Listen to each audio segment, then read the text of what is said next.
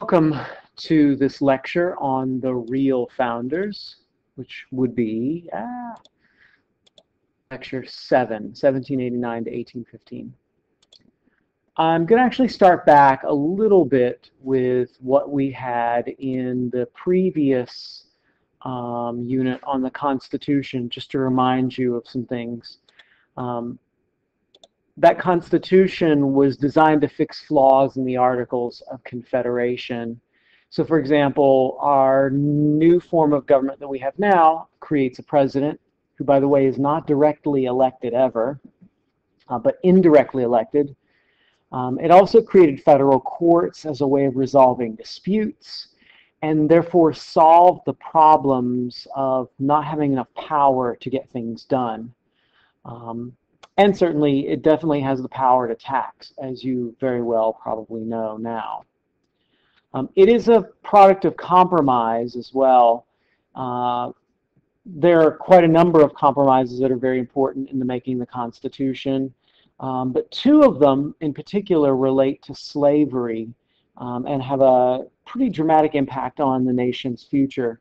The 3/5 clause embeds slavery directly in representation for Congress, as well as the electoral college system that elects the president, by allowing slaves to be counted in the population of states. So please note, slaves don't get to vote. Instead, 3/5, 3 out of every 5 slaves, gets added to the population of slave states to increase their populations, and therefore they get more representatives in Congress and more votes for president. Another slavery compromise was the slave trade, which would be allowed for 20 years to allow Georgia, South Carolina to build back up its slave populations that left at the end of the Revolution. One of the overriding assumptions of this Constitution is that the national government would have to be led by elites who would be insulated from popular pressure. And you see that in all kinds of places. The Senate, for example, that's originally created is not elected by the people at all. The president is not directly elected by the people. And the courts aren't elected by the people. And that was supposed to preserve the federal the national government from having a whole lot of local influence that would lead to selfish kinds of decisions that would benefit only states, certain states. In the fight over making this Constitution the law of the land, a fight we call ratification, there emerged two groups. The problem with the names for these groups is that one of them becomes a name of a political party later. So it's worth remembering that ratification is a separate fight that creates Federalists. And then later there's a group of people we call Federalists. And both groups are roughly similar in that they like a strong central government. They tend to be wealthy and urban elites. They argue that the Constitution is a good government. It's limited, but it's also powerful enough to get the job done. Now, on the other side are anti-federalists who were champions of states' rights. They think the AOC actually is great, and maybe if the AOC even has just a few flaws, those are still better than having a centralized government. Anti-Federalists demand a Bill of Rights, and they tend to be more supported by the lower classes, but it is also true that there are some fairly wealthy anti-Federalists as well. The new government does go into effect, and George Washington is selected to be the head of the new nation. He's trusted and well-liked, so that gives a lot of Americans a sense of confidence in the country. He's the defender of mothers-to-be here, the protector of the daughters. They're festooning his way with flowers. Here is his illustrious cabinet. These elite, intelligent men of the Revolution who are able to see what the nation needs and not just what states need in particular. Of course, a lot of fun memes about Washington, so there's even more than these three. Hope you enjoy. Almost right away, there is some debate about the power of this new national government. And at the center of the debate is a young guy, Alexander Hamilton, who argues pretty forcefully that the government has the authority to do a lot of things that would strengthen the U.S. as a whole. For example, he wanted the new national government to assume state war debts from the Revolution and then lump those with the national debt and create a giant debt that would represent the fruits of the whole nation for the Revolution. He wanted this debt to tie people more to the national government. So if you're paying off the debt, then you're paying off people who supported the revolution. They're getting their check from the national government instead of the states. Their taxes are going more to this national government to pay this debt. So people would be more interested in their nation than their state. He argues forcefully that we need a Bank of the United States whose job it would be to control the nation's finances. But he immediately runs into a problem. Is this bank constitutional? Having just written the Constitution, everybody looks in it to see if there is a place where it says that the government can make a bank. It doesn't say that anywhere. And so a huge argument erupts. Hamilton is going to argue in this debate that the elastic clause, a part of the Constitution, allowed Congress to create this bank. That this elastic clause, which said all laws that are necessary and proper, opens up the possibility for Congress to create a bank, even though the word bank is not literally in the Constitution. Why? Well, who's going to control all of this debt and pay off all those bills unless you have a bank? In order to get the money then to actually pay off the bills and the money that would go to the bank, Hamilton proposes a tax on whiskey, an excise tax, to pay for the nation's debt. And these proposals are super controversial. They're seen as a deliberate threat to the rights of states and a violation of the government document, the Constitution that was just written and put into place.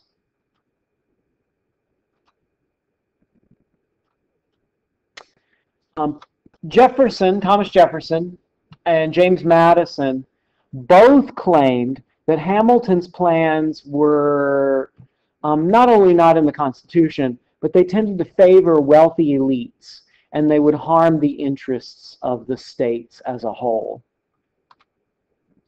Jefferson and Madison, who would eventually become called Jeffersonians, were strict constructionists, meaning they argue that Hamilton's plan goes beyond the powers that are specified in the Constitution itself.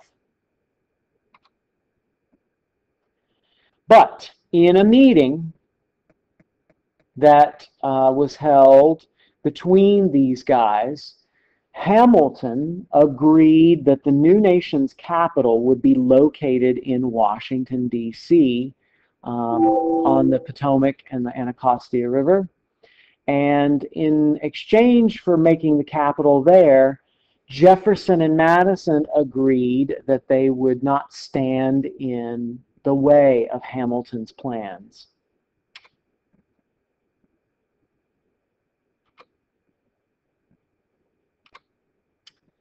Another area of contention was over foreign policy, and that was particularly what to do about France. Starting in 1789, the French go into a revolution, and it becomes very violent, as you studied perhaps in world history. That violence really turns a lot of Americans off, who were okay with a revolt, but not chopping people's heads off. In 1793, President Washington declared neutrality for the U.S., that the Americans would not take a side in the French Revolution, that the U.S. would not help the French because it was a civil war really gone bad, and that the U.S. would not overtly antagonize Britain in this process. And that's because Washington, as well as leading Federalists, now a political party, supported the British. They recognized that the British were America's greatest trading partners, and that the U.S. really couldn't afford to anger Britain, nor could it afford to get involved in a civil war going on in France. The Jeffersonians, on the other hand, wanted support for France, wanted to help the French, wanted to honor the ties with France that dated to the Revolution because the French helped the U.S. And so it seemed a bit of a turning our backs on the French to say that we weren't going to take a part in their revolution.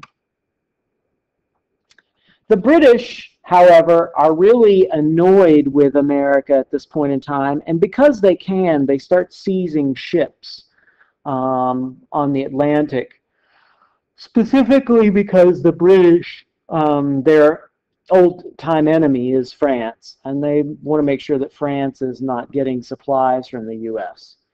So the British cause some trouble with Americans, and then President Washington sends John Jay, right here, to negotiate with the British and say, hey, can we resolve these problems? We don't want to pick a side. We don't want to pick your side or the French side. We just want to trade with everybody. Out of Jay's negotiations comes a treaty with England. And true to fashion, John Jay returns with a commercial treaty with England, granting England a favored nation trading status, but not really resolving a whole lot of other problems. And in fact, this treaty is going to really tick off the Jeffersonians, who feel like, once again, John Jay has sold them out for money, for commerce, for trade. Political party tension increases between the Federalists and the Jeffersonians because of this treaty. Meanwhile, Hamilton's economic plans are starting to arouse trouble in the West, particularly in Pennsylvania, but not just Pennsylvania, other places as well, where whiskey manufacturers are starting to get a little bit frisky over this excise tax. In Pennsylvania, frontier settlers do not want to pay a federal tax on whiskey. They think it's unfair that they're being taxed for making whiskey. It's the product that they make and make the most money off of. Why should they have to turn over their hard-earned cash?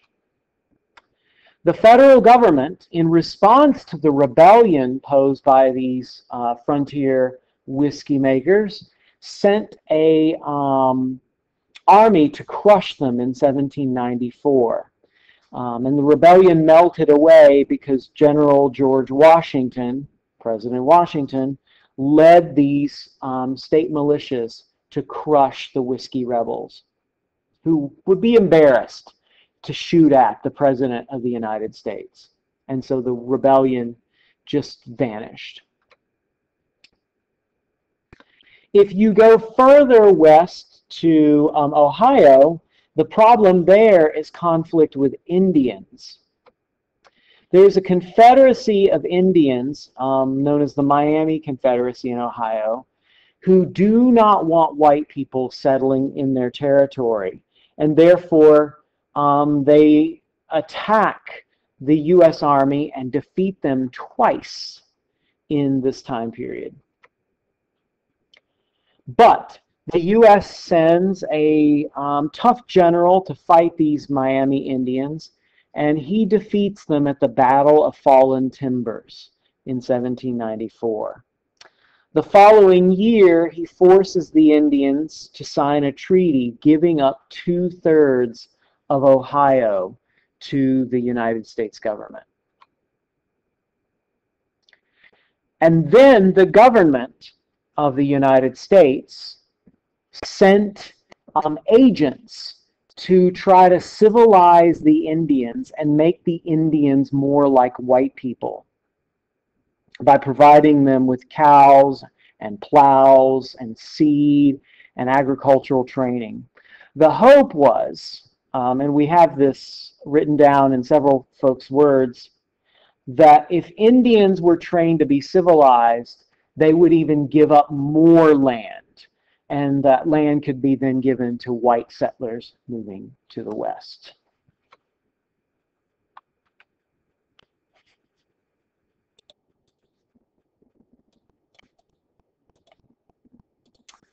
So here's a picture of George Washington leading the U.S.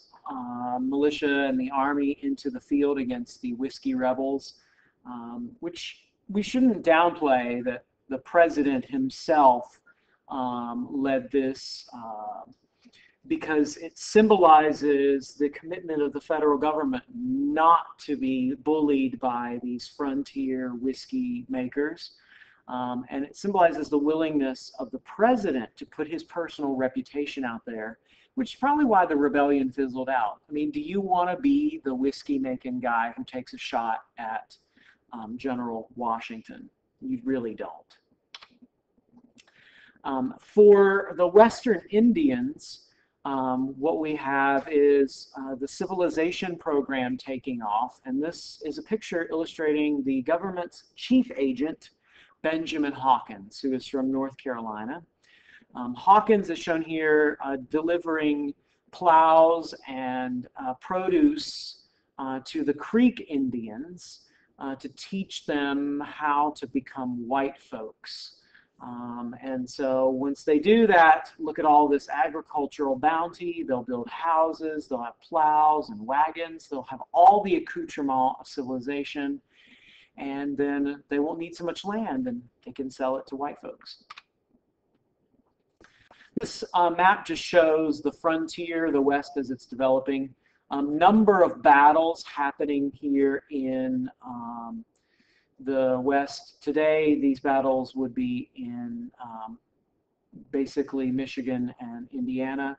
As a result of the federal government defeating the Indians in Ohio at Fallen Timbers, we do get this whole territory, 2/3 of Ohio, coming into the United States and being available for settlement.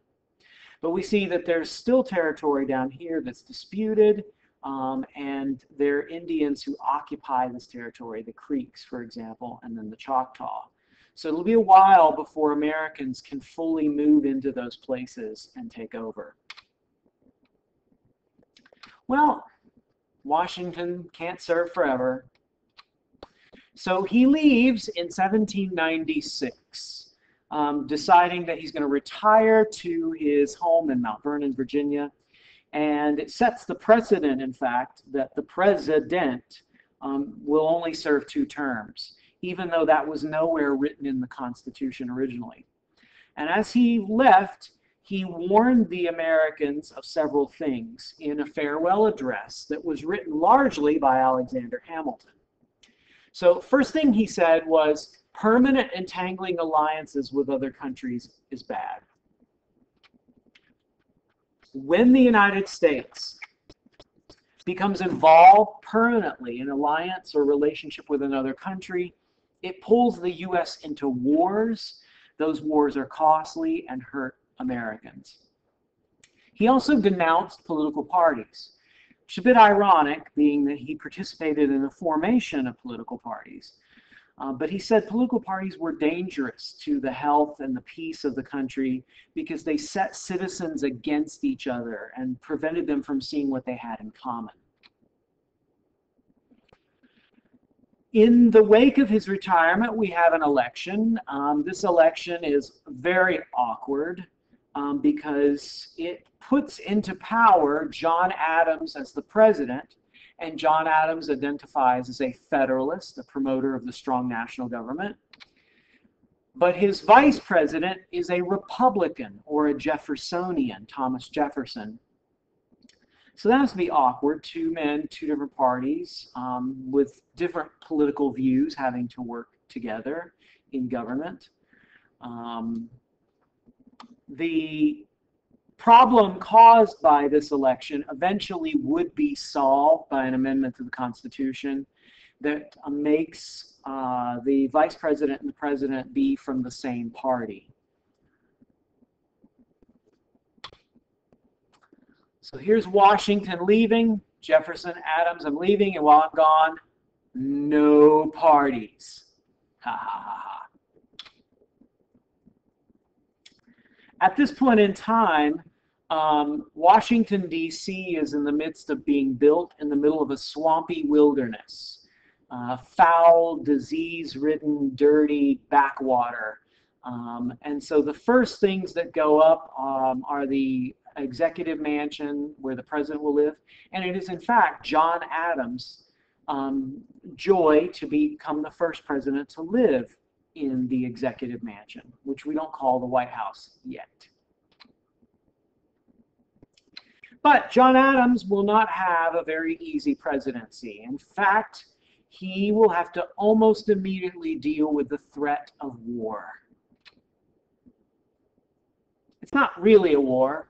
It's a quasi-war, a sort of war, a Diet Coke of war, just not fully war enough. The problem is Jay's Treaty. That treaty, negotiated by John Jay back in 1794, angers the French, who are really super ticked off that America has now renegotiated its relationship with Britain, and the French feel like, what? We helped you during the war, and now you go back to your mother, England? Well, fine. So there are trade difficulties, and the French attack American ships on the seas. The situation grew even worse because of the XYZ affair in 1797. America had sent 3 diplomats over to the French to negotiate and get them to sort of like get off the American case. And while they were there, the 3 diplomats were told that in order to meet with the French, they would have to give a bribe for each one of the French ambassadors. Ambassador X, Ambassador Y, Ambassador Z. Actually, there were 4 ambassadors, but just easier to call it XYZ affair. So when Americans were told they had to bribe the French to even talk with them, they got super angry and said, millions for defense, but not 1 cent for tribute. You ain't getting no money. The demand for bribes so angers the U.S. that momentarily people start flocking to the Federalist Party and supporting the Federalists. And the Federalists work this sort of patriotic fervor up into preparations for war. So they get generals organized, they start organizing troops up and down the coast and in every state. And as they're doing so, the war fever is taking over. People are feeling very patriotic, hating the French, loving America. And the Federalists make a big mistake. They think there's so much popularity that it gives them the power to pass 2 laws that turn out to be a huge problem. The Alien and Sedition Acts of 1797. These 2 laws were designed to silence the Republicans, the Jeffersonians, or Jeffersonian Republicans, whatever you want to call them. The 2 laws allowed the president to send away foreign immigrants who were not loyal to the government, as well as to prosecute anybody for criticizing the government or even the president. This Sedition Act, forbidding criticism of the government, is in fact a violation of the First Amendment. But Federalists didn't see it that way. They saw it as an attempt to basically drum up support for the president and the country as they fought the French. Jeffersonians were not happy with the Alien and Sedition Acts. So Thomas Jefferson and James Madison together wrote a couple of resolutions, the Virginia and Kentucky resolutions of 1798, condemning the Sedition Act in particular. Jefferson and Madison argued that these laws that were just passed by the Federalists were unconstitutional laws and not appropriate laws.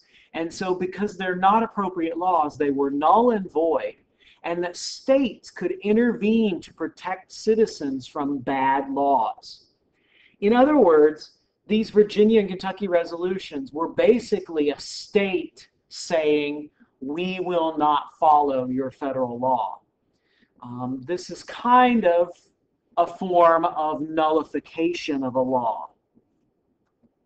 Jefferson and Madison made their argument on the idea that the Union was a compact, that the states had signed an agreement to create a new nation together, and that that new nation was no stronger or more powerful than the states that belonged in the compact. In other words, this compact is a form of states' rights thinking, that the states are more powerful and more important than the federal government. So you see here the Federalists on the side of the federal government and federal power, the Republicans on the side of states' rights, and they're disagreeing over the right to criticize the government. Lots of cartoons about this quasi-war France. Here's a cartoon showing America. Here's a woman. Usually, almost always, America is shown as a woman. And she's being manhandled and having her things stolen from her by these rapacious Frenchmen who are demanding diplomatic perquisites, bribes, in order to even have discussions with the French. Here's another one showing the three American ambassadors basically disagreeing with the French, shown as a five-headed monster demanding money, money, money, money. And these three ambassadors are saying, cease your bawling, monster. We will not give you sixpence. Over here is a reference to the dangerousness of the French Revolution, the excess of how bad the French Revolution was. So we have a guillotine and somebody getting their heads off. So clearly this is a Federalist cartoon. It shows the Federalist point of view of disliking the excesses of the French Revolution. The Alien and Sedition Act sparked one of the first violent incidents on the floor of Congress in 1798. This illustration here shows two congressmen who got into a fight on the floor of Congress. They're from two different parties. One's a Federalist, one's a Democratic Republican, and they started bashing each other with sticks and fire tongs on the floor of Congress, arousing a very passionate discussion of what is free speech, who gets free speech, and how are we going to defend it, and when can it be shut down. There is Madison, and there is Jefferson, the authors of the Virginia and Kentucky resolutions, which, by the way, neither resolution was really popular. Most of the states ignored them when they were written, except for Virginia and Kentucky. By 1800, political parties had become so heated and so hateful towards each other that we see a lot of political discourse being polluted by mean-spirited and horrible things being said about the candidates in the election of 1800. So people criticized John Adams as blind, bald, crippled, and toothless. Here's a funny meme criticizing Jefferson as a France-loving, marijuana-smoking, Koran-owning fake farmer. Vote Aaron Burr instead. Did he own a Quran? Yes, he did. Was he a fake farmer? Well, I mean, the slaves on his plantation did his work for him. Marijuana, not really. He grew hemp. Did he love France? He certainly did. Another cartoon from later showed Jefferson as a rooster with the mistress that he had taken, a slave of his named Sally Hemings, shown as a hen. So clearly, this cartoonist has not got a very positive view of our nation's third president. And here is another illustration of just the sort of nasty things that were being said about the candidates, which people were basically accusing Jefferson of being an atheist. Do you vote for this Jefferson who believes in no God, or do you vote for a religious person like John Adams? So we're getting into the situation in 1800 where, you know, politics is getting really heated.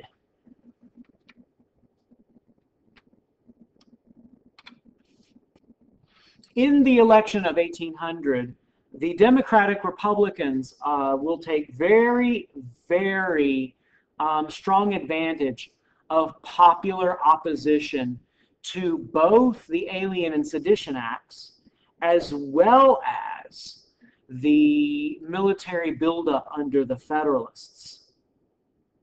So they were able to get a lot of support for their criticism of what the Federalists were doing.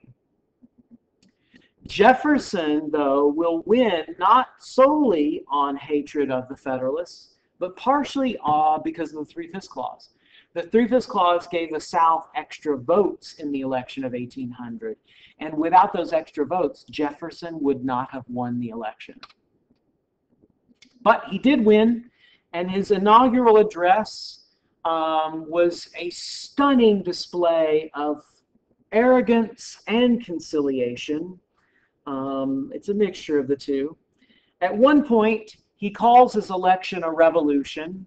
He says this is a real revolution in the principles of government. So go me, yeah me, go Jefferson.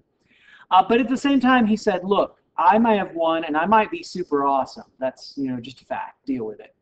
But we can all agree that at our core, we're still all Americans. So he famously said, we're all Federalists, we're all Republicans.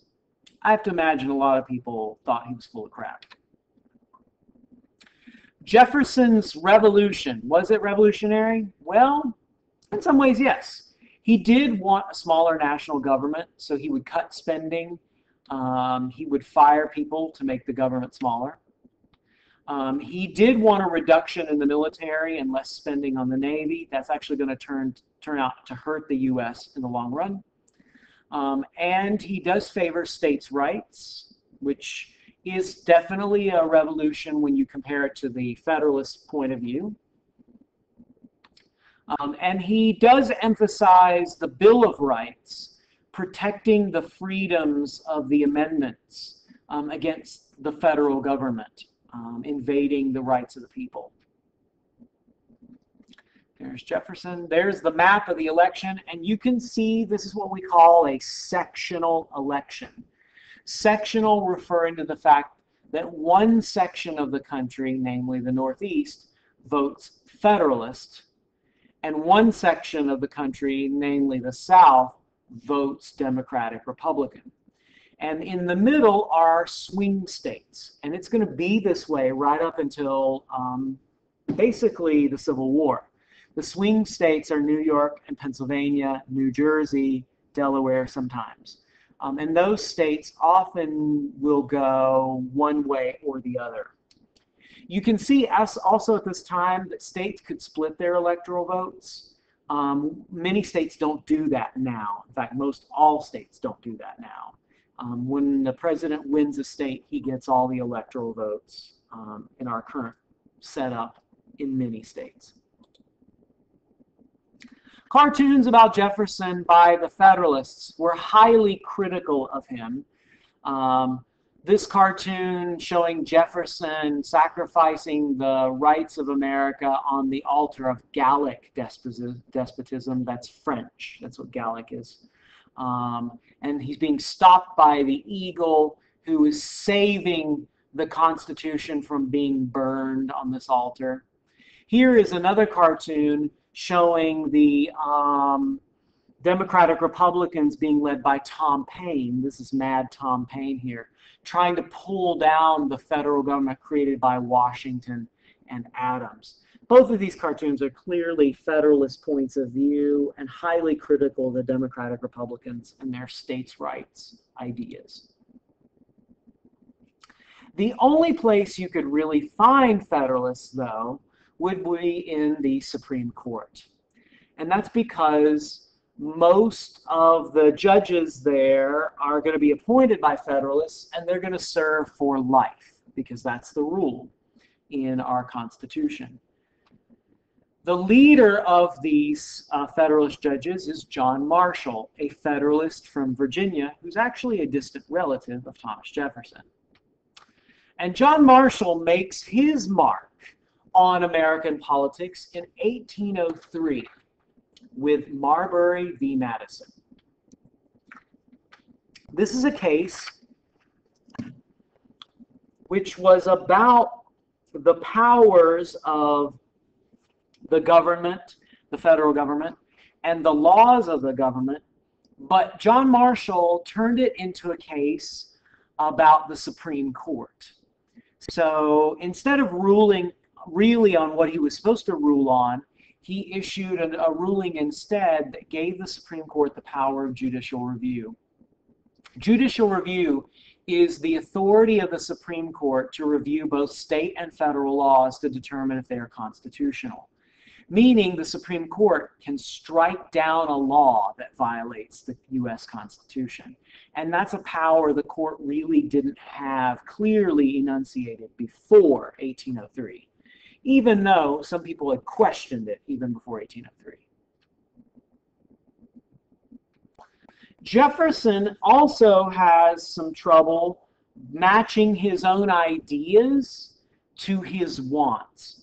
You know, he's a believer in a small federal government and not spending and strict construction of the Constitution, and yet he buys a Louisiana Purchase, which costs a whole lot of money, and it's not in the Constitution that he can do that.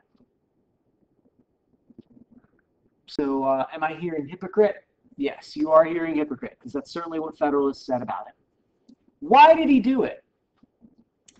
Well, when Jefferson looked at Louisiana and the area that was there, he saw an opportunity that would protect American access to the Mississippi River. It would automatically add more land to the nation, and it would encourage farming, which is what Jefferson believed was the backbone of the nation. Jefferson wanted to support farmers, and his vision of an agricultural future would be well served by buying this Louisiana territory. It's such a good deal. Too good to really kind of pass up. But there is no part of the Constitution that allows Jefferson to buy land. It's not there. And when you're talking to Jefferson, who says he's a strict constructionist, believing if it's not in the Constitution, you can't do it, that poses a dilemma. He resolved this dilemma by making it a treaty. That is, he negotiated for the purchase of Louisiana, and then he submitted a treaty to the Senate, so the Senate would approve it, therefore making it a legal purchase of this land and adding to the United States almost double what we had before. And in the process, then, it can fulfill Jefferson's belief in agricultural republicanism, that the future of the nation is best when we are a nation of farmers. Jefferson didn't like manufacturing, he didn't like commerce, he thought farming was the best way to go. So there is Louisiana. As you can see, it does almost double the size of the United States.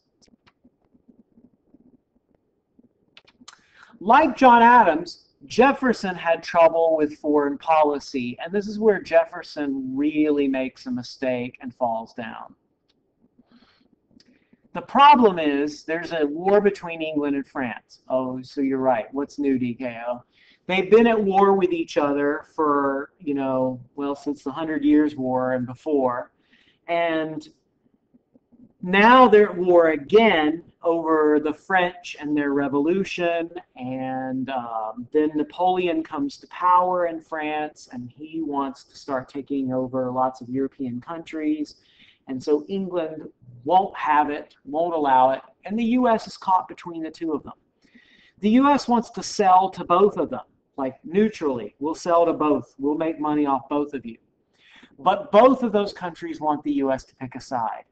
Which is it, America? Do you like England? Do you like France? Pick one. So the U.S. trying to be neutral and selling to both is not really going to work out all that much.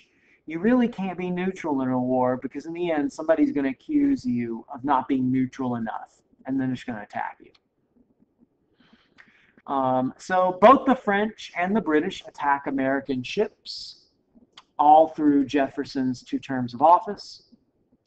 And the British are also engaged in a practice known as impressment. Whenever the British stop a ship, they investigate and interrogate the people on board who they think might be British citizens. So if you were a British person in the American, Navy or in an American ship, they would impress you into British service. That basically would kidnap you and say, you're a British citizen, you owe allegiance to Britain, you can't be with these Americans. So this impressment is sort of based around the idea that once a British citizen, always a British citizen. About 6,000 Americans get kidnapped because of this. Jefferson decides that the best way to handle this problem is if the U.S. can't trade with either country, then it's going to trade with none of them.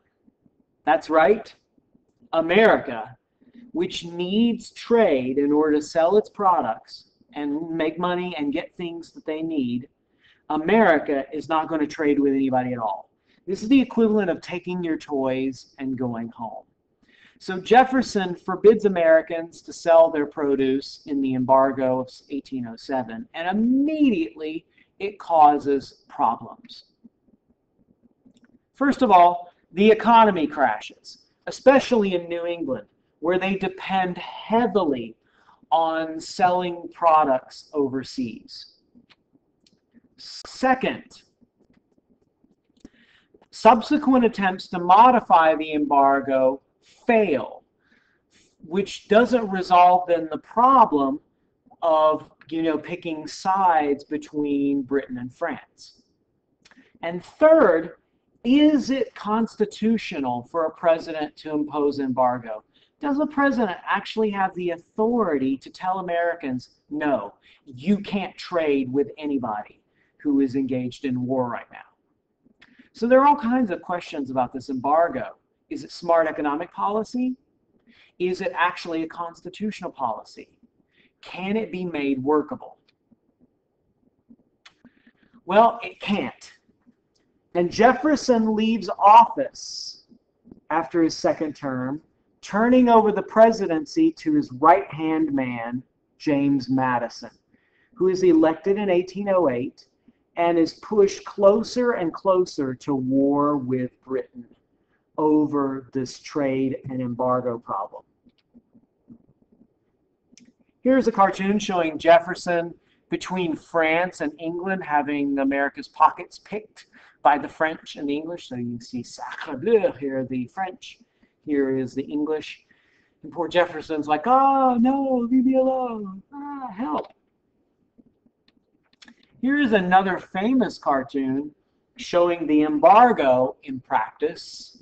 The embargo, or the American snapping turtle, is catching this smuggler of superfine sugar.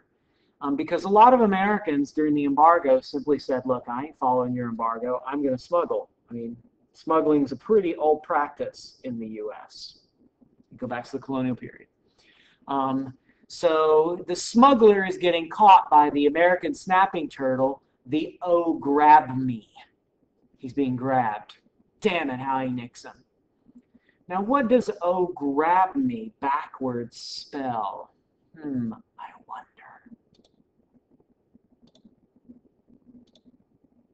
Here is what Jefferson's embargo does to the American economy. So once it's enacted, all of this money that and all this activity that Americans had been engaged in to try to make money, it plummets pretty badly. So Jefferson, in effect, really hurts the American economy. He's cutting off his nose to spite his face. Here is Jefferson dealing with all these people complaining about the embargo. They're saying things like, my family is starving. You can't, cut us off from Britain. Our trade is important. Our warehouses are full. And he's like saying, sorry. It's my philosophical idea that's going to make us self-sufficient. And, we won't need the English anymore. Meanwhile, Napoleon is whispering into Jefferson's ear, you shall be king hereafter. It's a plot to help the French. And look, we have a dog. The dog's going bow wow. Literally bow wow is what the dog says to Jefferson. The Jeffersonians, despite the embargo and their mishandling of it, do win elections in 1808 for presidency. It may be because of advertisements like this, where it tells Republicans to turn up, turn out, and save your country from a British Tory faction, those British lovers, those British folks who are trying to enslave you with taxation and who love England more than they love America. So we get closer and closer to war thanks to the young people known as war hawks. These are Southern and Western congressmen. So they're young guys who are all hot and bothered about France and England and what's going on. Young guys who are hot and bothered about the frontier. And they see war as the perfect opportunity to get what America wants. This would be a great way of attacking Indians in the West and taking their land away from them and making sure the British can't give Indians guns anymore. These are people who dislike Britain in particular. They think that France is a better friend and ally. They then basically get a declaration of war in 1812, which we are going to call the really appropriately named War of 1812. Federalists, as well as some Democratic Republicans, oppose the war and say that this is really a bad idea to fight England, which is America's biggest and most lucrative trading partner. The war, in fact, is, like the Federalists predicted, a disaster. It's terribly fought, it's underfunded, it's disorganized, and at one point the British and the Canadians actually burned down the White House, the president's mansion, which is why it's now white, because afterwards, when it was repaired, it had a lot of smoke damage, and white was how they covered that up. Warhawks complained that the British were giving weapons to the Indians in return for the scalps of Americans. And so this cartoon shows that the British are a threat to American liberty in the West. But if you're an Indian, the West is a problem because of white people. And the leader of Indian resistance is a man named Tecumseh. Tecumseh allies with the British and fights with the British, and he gets a whole bunch of Indians from very different backgrounds together to fight the Americans. Tecumseh, who's from Ohio, actually basically Chillicothe, is part of a movement to renew Indians' love for Indian ways. And so his brother Tenskwatawa, the prophet, leads this cultural renewal by calling for an end to white culture, return to Indian culture, the Indian way of war, and is able to get a whole bunch of Indians on board with this idea of rejecting the white way and the white world. Unfortunately, Tecumseh is defeated in battle in 1813 and beheaded. So his little Indian revolt against Americans fizzles out, and Americans will take that to their advantage to conquer even more land from the Indians. In the southern United States, the Creeks are defeated in 1814, and as a result of their defeat, future President Andrew Jackson forces them to give over 14 million acres of their land because they lost to the Americans. There is the prophet Tenskwatawa, and there is Tecumseh. A lot of the Indians were portrayed as violent and threatening. So we see illustrations from this time period and even later showing the Indians as dangerous and needing to be taken care of. The truth is they actually just wanted to be free from white people showing up in their backyards and taking their land away from them. And they were tired of having to constantly go to the federal government and say, look, another white person showed up today. We are tired of this. Will you stop the white people from coming to our neighborhoods? The war is a disaster for lots of reasons I've just mentioned, not the least of which, though, is the fact that the British burned Washington, D.C. Our nation's capital went up in flames. But out of that experience of losing to the British, a young man sitting in a fort in Baltimore, Fort McHenry, writes the nation's future national anthem, the Star-Spangled Banner, which is an interesting anthem to study because the language of that anthem does include references to slavery if you read all of the verses. So it's worth taking a look at that. That's part of our national background, slavery embedded in our national anthem. Well, America doesn't win the war. The war just kind of fizzles out. And it fizzles out at an unlucky time for people meeting at the Hartford Convention of 1814. This Hartford Convention was composed of Northern Federalists who hated the war, wanted the war ended, and they wanted constitutional amendments that would limit Republican powers and the ways that Republicans had, shoved this war down American throats. So they debate and they discuss and they drop their resolutions and they go all the way to the White House only to find out that the war itself is over. What makes what the Hartford Convention participants seem bad is the fact that some of them had discussed secession or leaving the U.S., states individually breaking up from the compacted form of government because they disagreed with the policies of the Republicans. And so when you arrive in Washington, D.C. with all these demands from the Hartford Convention, and then you find out the war is over, you suddenly look like an ungrateful traitor. Because indeed, the war was ended by the Treaty of Ghent in 1814, and that treaty basically returns the U.S. to the status quo and does not resolve any of the problems that even caused the war. Basically, people are like, let's just stop fighting. Okay, let's stop fighting. You really stop fighting? Okay, we'll stop fighting. This undercuts the Hartford Convention by making the Hartford folks look like traitors to the cause.